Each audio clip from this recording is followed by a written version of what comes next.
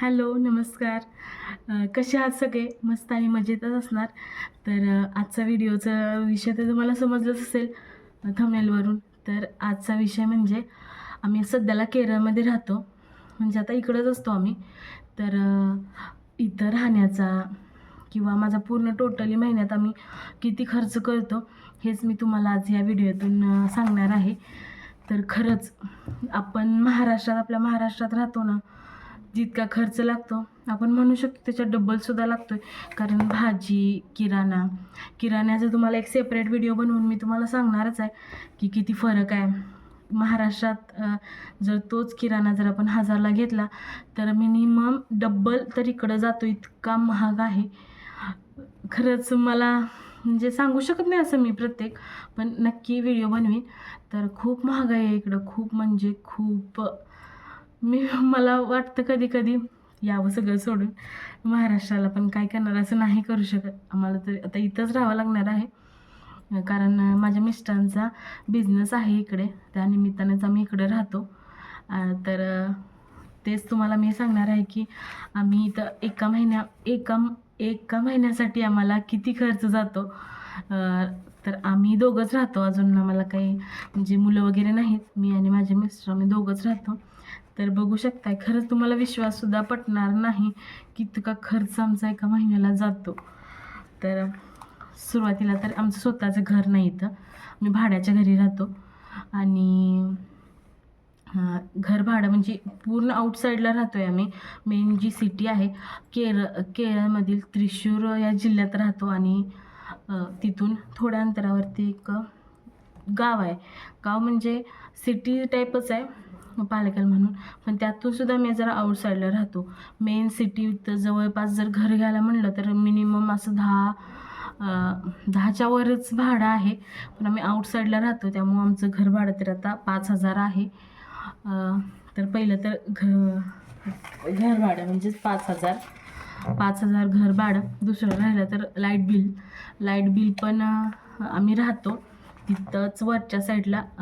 घराची जी मालकीण आहे म्हणजेच ते वरती राहतात आणि आमचा काही लाईटचा बोर्ड सेपरेट नाही, तर जॉईंट आहे. आम्हाला आम्ही जे लाईट बिल येतं त्यातलं अर्धं करून आम्ही घेतो. त्यामुळं मला आणि महिन्याला काही येत नाही, 2 महिन्यातून एकदा बिल येतं इकडं. तर 2 महिन्यात आम्हाला 2.5-3 जातं. म्हणजेच दीड येतं आम्हाला, असं दीड पकडून जाऊया आपण. इकडं मागं पुढं कधी कधी होतं, कधी जास्त येतं तर कधी कमी येतं, म्हणून आपण 3 धरूया. आणि 700 आणि 7 म्हणजे दीड. आणि त्यात पण एका महिन्याचं पकडलं तर 700 रुपये, म्हणजेच आपल्याला महिन्याचं बिल 700 रुपये येतं.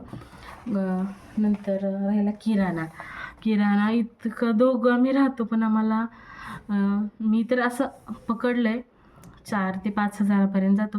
तरी पण 4 पकडूया, कमीत कमी वापरण्याचा प्रयत्न करते मी की सेविंग करण्याचा. तरी पण आपण 4000 पकडूया आपण, कारण इतकं महाग आहे सगळं, पण काय बोलू शकत नाही, इतकं महाग आहे. नंतर किराणा आला 4000चा. नंतर भाजी अरे रे, इतकी महाग आहे. आपली मेथीची एक पेंडी आपल्याला किती, जास्तीत जास्त 10, 20, 25 तर नाहीच, 20पर्यंतच मिनिमम मिळून जाते. कधी कधी तर 5 रुपयाला पण मिळते. पण मेथीच्या भाजीचा इथला रेट 60-70 रुपये आहे, जास्तीच कमी पण नाही. सगळं 40 रुपये पावच्या पुढंच आहे सगळं, म्हणजे किलोला किती जात असेल विचार करा. इतकं महाग आहे सगळं इकडं. भाजी पण पकडायची झाली ना तर मी महिन्याला 3000 तरी भाजीला पकडते. 3000 भाजी झाली. आणि इकडं तिकडं कधीतरी फळं आम्ही आणतोच पूर्ण महिन्यामध्ये. नाही जरी म्हटलं तरी थोडंफार फळं आम्हाला दोघांना पण फळं खायला आवडतात आणि मग आम्ही फळं आणतोच. तर एक आम्ही मिनिमम धरलं आहे 500 रुपये, तर 500 रुपये पकडूया आपण. आणि दूध आम्ही जास्त आणत नाही, म्हणजे एक दिवस अर्धा किलो दूध आणतो. तर आम्ही त्याचे 500 रुपये धरलेत फक्त, कारण इथं इथं फक्त 3 फॅटचं दूध भेटतं आहे पॅकेटमधलं. इतकं मला तर ना एकतर आम्ही गावाला राहायचो, मी मेन म्हणजे इतकं दूध वगैरे असायचं घरी, आणि आता आम्हाला इतकं म्हणजे मला तर वाटते असं मी दूध कधीच लग्नाच्या आधी खाल्लं नसेल. इतकं पातळ आणि इतकं दूध असं आहे ना. तर चहा पुरतंच, असं खात वगैरे तर काही नाही, चहा पुरतंच, त्यांना चहा लागतो. तर त्याचं एक मी 500 रुपये पकडलेत महिन्याला. नंतर गॅस मेन म्हणजे माझ्या मिस्टरांचा बिझनेस घरी, म्हणजे त्यांना पण गॅस लागतो आणि मला पण गॅस लागतो. आमचा 2 महिन्याला एक गॅसची, आणि गॅस जरा 19च आहे, 19 लिटर गॅस काहीतरी असेल व बहुतेक त्यात 19 किलो. तर मोठी आहे टाकी.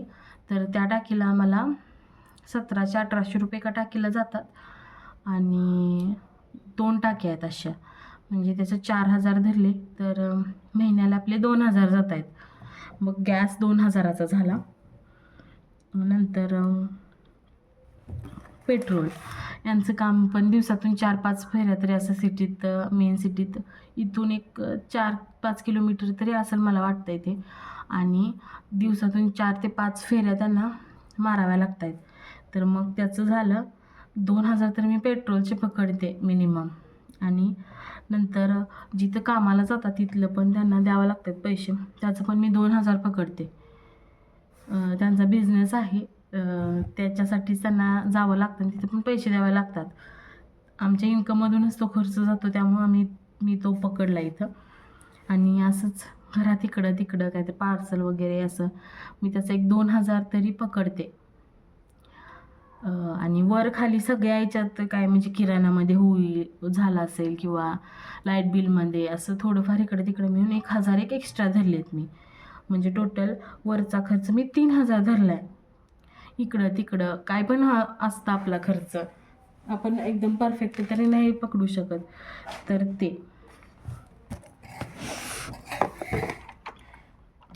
म्हणजे लाईट जरा हां, तर तेवढं मी पकडते. तर माझा महिन्याचा पूर्ण टोटल खर्च आला आहे 22,500 रुपये. आम्ही फक्त दोघं आहे, आम्ही जास्त करून म्हणजे मुलं पण नाहीत आम्हाला, किंवा बाकीची सासू सासरे वगैरे गावालाच असतात. मी फक्त दोघं राहतो, आणि आमचा दोघाचा खर्च महिन्याचा 22,500 आहे. तुम्ही विचार करू शकताय. नंतर इतकं टेन्शन येतं ना, पण मी ठरवलं आहे की मला वाटलं नव्हतं एवढं येत असेल. मी असं 15,000पर्यंत पकडून चालत होते, पण मी पुढच्या महिन्यापासून असं ठरवलं की जास्तीत जास्त बचत करायची, किराणामध्ये किंवा असो, भाजीपाल्यामध्ये असो, किंवा असंच वरचा वगैरे खर्च. मी महिन्याचा 4-5 हजार तरी नक्की सेविंग करीन असं मी ठरवलं आहे. तर बघूया आपण कसं होतं आहे. केरळमध्ये राहणं सोपं नाही, मला तर एवढं कळून चुकलं आहे. इतकी महागाई आहे इकडे, इतकी महागाई आहे ना, सांगूच शकत नाही आपण, एवढी महागाई आहे इथं. आणि मेन म्हणजे भाजीपाल्यासाठी आम्ही आत्ता जस्ट ग्रो बॅग पण घेतल्यात, आणि आम्ही त्यात म्हणजे मेथी, वांगी लावली, ती मिरच्या लावल्या त्या, परत कोथिंबीर असं सगळं लावलं आहे. तर बऱ्यापैकी मला वाटते भाजीचा खर्च होईल 1-2 महिन्यात, ते तर येतीलच. तिथून असं मी चालूच ठेवणार आहे, एक गेलं की एक असं त्याच्या पाठीमागं असं लावत राहणार आहे. त्यामुळं बऱ्यापैकी भाजीपाल्याचा पण मी खर्च मेंटेन करायचा प्रयत्न करते आहे. तर बघूया आपण आता काय होतं आहे. तर असा होता माझा महिन्याचा घर खर्च. तर कोणाला काय विचारायचं असेल तरीसुद्धा मला कमेंट करून नक्की विचारा, कारण मी जस्टच म्हणजे अजून मी नवीन आहे. काय चुकलं असेल तरी पण तुम्ही मला समजून घ्या, माफ करा. कमी जास्त झालं असेल काहीतरी, पण असं आहे टोटली. तर तुम्हाला माझ्याबद्दल काही प्रश्न जरी विचारायचे असतील तरीसुद्धा तुम्ही मला विचारू शकताय. मी तुमच्या कमेंटला नक्की उत्तर देईन, आणि तुमच्या सपोर्टशिवाय मी पुढं नाही जाऊ शकत. तर मला प्लीज सपोर्ट करा तुमचा, की मला चॅनलला सबस्क्राईब करा, लाईक करा, शेअर करा. तर बघा, व्हिडिओ आवडला असेल तर नक्की लाईक करा, आणि तुमच्यासाठी असेच मी नवनवीन व्हिडिओसुद्धा घेऊन येणार आहे, जी युजफुल म्हणजे माझ्या व्हिडिओमधून तुम्हाला थोडंफार तरी काय शिकायला मिळालं किंवा काय फायदा होत असेल तर ठीकच आहे ना. तर घेऊन येईन नवीन व्हिडिओ मी. तर चला, बाय. आवडलं असेल तर नक्की लाईक शेअर आणि सबस्क्राईब करा. बाय.